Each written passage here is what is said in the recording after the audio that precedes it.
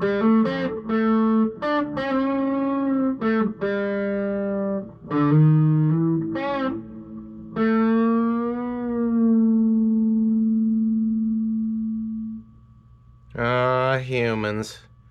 Pinnacle of evolution on the planet Earth.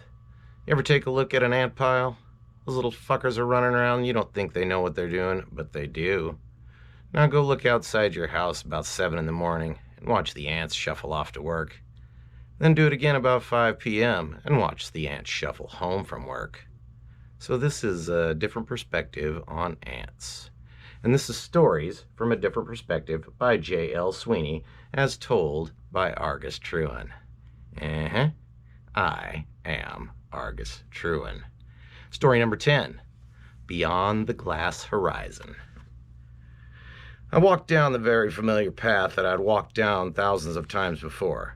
Very few people came out here. They said it gave them the creeps. Most of the younger people don't believe the history, and sometimes they come here. Today there was a young couple sitting at the bench near the overlook of Forever. I'll walk this path every day because this is where I was when it happened. The first eclipse.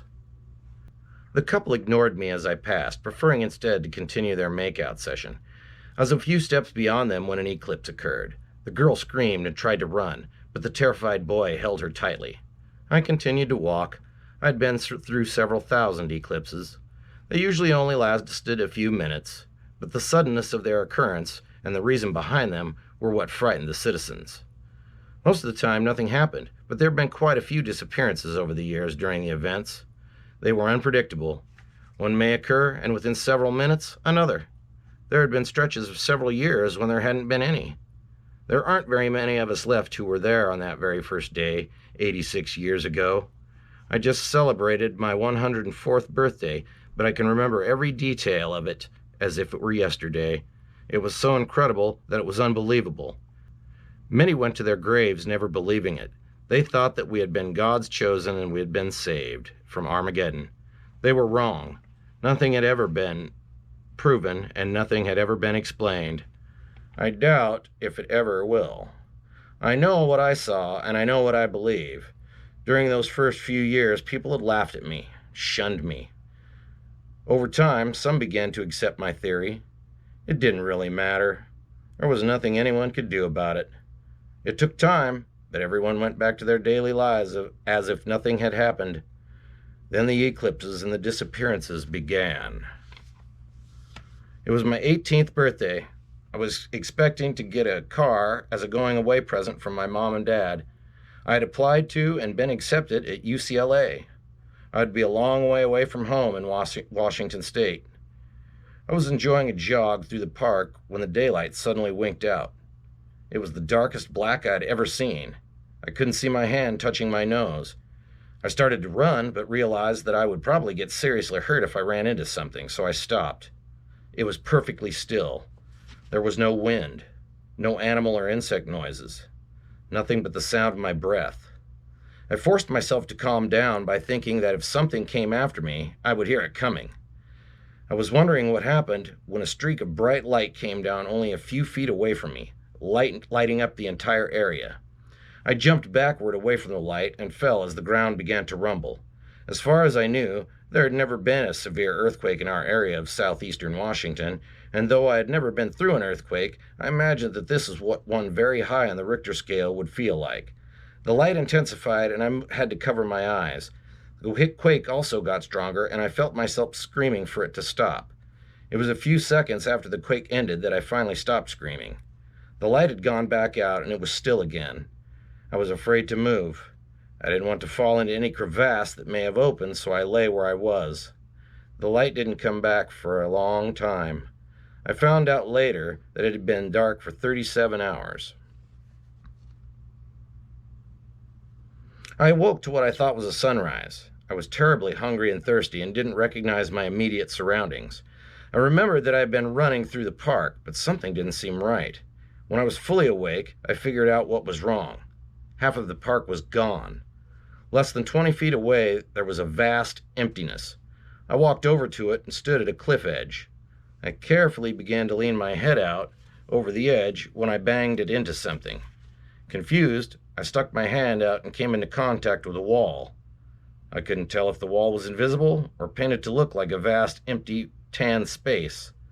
The wall was cool to the touch and felt similar to glass.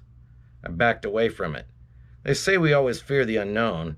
I picked up a rock and threw it over the edge. It struck the barrier with a thud and fell to the ground. I walked over and felt again. There was no mark where the rock had struck. I took one last look, trying to see as far as I could. There was nothing out there. I turned and went back to the path and began jogging toward the center of town. The streets were packed when I got there, and the mayor was trying to calm everyone down. I don't have any idea what has happened. There are no telephone lines working outside of town, and no one has been able to pick up any radio stations. All of the satellite TV systems are also out. I would like everyone to return to their homes until we can figure out what's going on. He wasn't fulfilling his leadership role. Please, everyone, just go home. We will begin making phone calls to everyone just as soon as we have some answers. Now please go home. People panicked and began running for their homes. I stood and watched the pandemonium unfold. I waved at the mayor and made my way up to him. Sir, I think there's something you should see. I don't have time for that right now, son. We're very busy. You probably have time for this, sir, I told him. All right, what do I need to see? I led the mayor and a group of men consisting of the chief of police, the county sheriff, and the prosecuting attorney back to the park, to the barrier. I made the mistake of describing what I'd seen the day of the eclipse. They bombarded me with questions, most of which I couldn't answer. Please stop asking me the same questions over and over, I demanded. This isn't getting us any closer to finding out what is going on. They agreed, and we headed back to City Hall. This one was longer than usual. It had been at least 10 minutes. I heard the girl scream again, and the eclipse ended. Daylight once again prevailed upon the land. I had rounded a bend in the path while it was dark and was out of sight of the girl, but I could still hear her screaming. They were terrible screams. I felt a sense of duty and began walking back toward her. My sight wasn't as good as it used to be.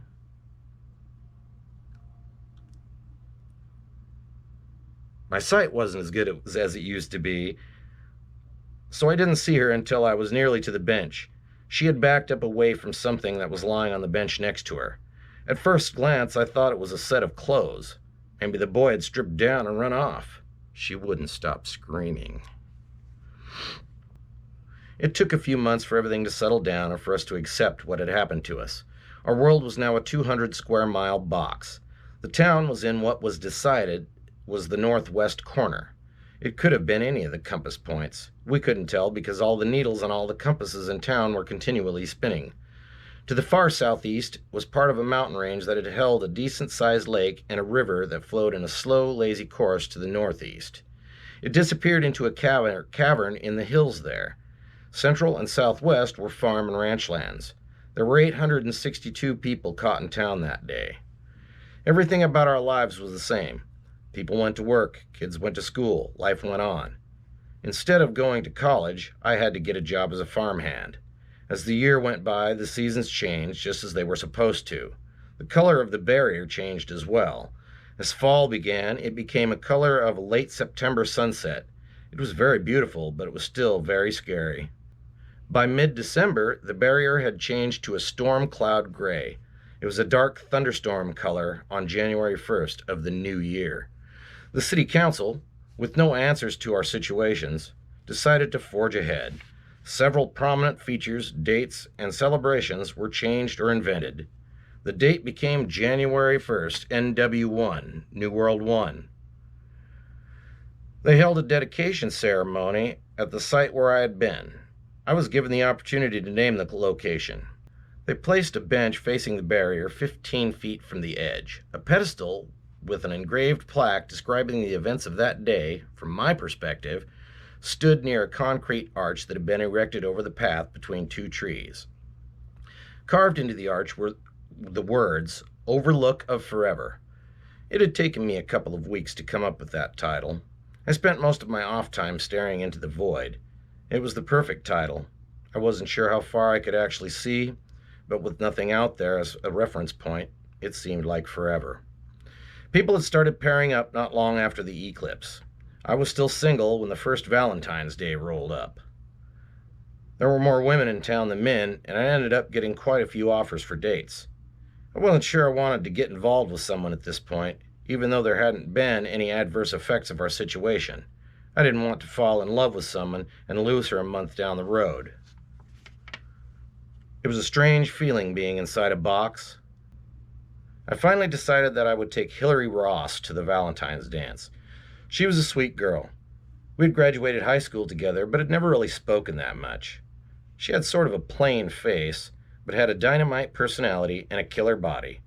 We got along so well that it wasn't long before we moved into a small apartment together. We only discussed marriage one time. I told her I would let her know when I was ready, and she was cool with that. I found out I was ready on June 10th. I'd just gotten home from work, where the farmer I worked for had informed me that I would soon be taking over his farm. He wanted to retire, and all of his children had been out of town at the time of the eclipse. He told me that I was like an extra son to him anyway, and he couldn't think of anyone better to hand the reins to. I was bewildered. I'd never intended on being a farmer my whole life, but the eclipse had changed all that. I graciously accepted his offer. There weren't that many career options anymore. It turned out that it was a lucky thing that I had said yes. Hillary was crying when I walked in the door. "What's wrong?" I asked her, concerned. "I'm pregnant," she said. "Good," I said, smiling. "I'm the new owner of the Martinson Farms. Mr. Martinson gave it to me today. I hope you have twins." She jumped up and hugged me, smiling through her tears. "I love you," she whispered. "And I love you," I whispered back. We held the wedding and the reception at the farmhouse. Weddings, births, and deaths were celebrated almost to extremes. For each, there was at least a 2-day party. Gone were the sadness and crying of the funerals of the past. We celebrated the life of each person with a wake. Births were the same. Gifts were given to the proud new parents, and the party began. Our wedding lasted a whole 3 days. It started on a Friday afternoon, and the last reception guest didn't leave until Sunday evening around 7. March 11th of New W2 would see the birth of my twin girls. She just wouldn't stop screaming. I wanted to slap her face, but didn't. She just kept screaming and pointing at the pile of clothes. Irritated by the noise, I turned down the volume on my hearing aid and looked at the clothes. Something didn't look quite right about them, but I couldn't quite make out what it was. I grabbed hold of the shirt and lifted. It was heavier than it should have been, and then the pants slipped down. I wasn't sure about what I was holding, so I abruptly let go. The clothes and what was inside flopped to the bench, then onto the ground. The girl was still screaming when I took her hand and led her away from the bench and back down the pathway toward town. In November of NW2, there were several eclipses, followed by the disappearance of a family who lived in a cabin at the base of the Edge Mountains. The peaceful lives we had been living were once again thrown into panic. No trace was ever found of the Gibbons family. 2 adults and 2 children vanished into thin air. Their supper had been left undisturbed on the dining room table. Tales cropped up about some sort of monster living up in the mountains. It would be 10 years before anyone else would live in the shadow of those mountains. The boys' insides had been sucked out. The girl said that there had been a flash of light during the eclipse. They had been kissing when it had happened. She had freaked out and wanted to run, but he had held on to her. Then there was the flash of light, and he had let go of her and fallen on her lap. The eclipse had ended, and she looked down at him. His body was like an empty rubber glove. It just lay there face down in her lap. She remembered pushing it off of her, and then the old man came. They took the body to the hospital for examination. I doubted they would figure out how he had been killed. I heard that everything inside him had been totally cleaned out. You could say that he had been turned into something like a wetsuit. If he had had an opening in his back, you might have been able to slip him on and go for a swim. I wonder if he felt any pain. NW14 ended with a snowstorm. The years had been kind to me and my family, which had grown. Hillary and I had added 2 sons and 2 more daughters, bringing our total to 6. I'd always wondered about people trying to repopulate the earth by having 3 or more kids. In a sense, maybe that's what we were doing. There had been 12 eclipses in the 14 years since the first one. Thank goodness there had only been the one disappearance. The town's population had grown to over 2,200 souls, most of them living and working in town. A small industrial area had sprung up and had become more or less self-sufficient. Things we didn't have or couldn't make, we did without. I was always curious about our electricity, though. There was no visible power source, yet we all had all the electricity we needed. It was a puzzle that no one cared to ponder. I still went to the Overlook as often as I could, and I was always there on my birthday. I usually spent an hour or two alone on that day. Hillary couldn't understand why, but she left well enough alone. She was always good about that. I was drawn to it, perhaps because of the incident. I guess that I hoped I would see something someday. I wondered if it were some kind of sign. Since the first eclipse 86 years ago, there had never been one on my birthday. Maybe this is the year I'm supposed to pass on. 104 years has been plenty. I've seen my grandchildren grow and have quite a few great-grandchildren. At least they don't have to face the humiliation that my children and I did. I can remember that day as well.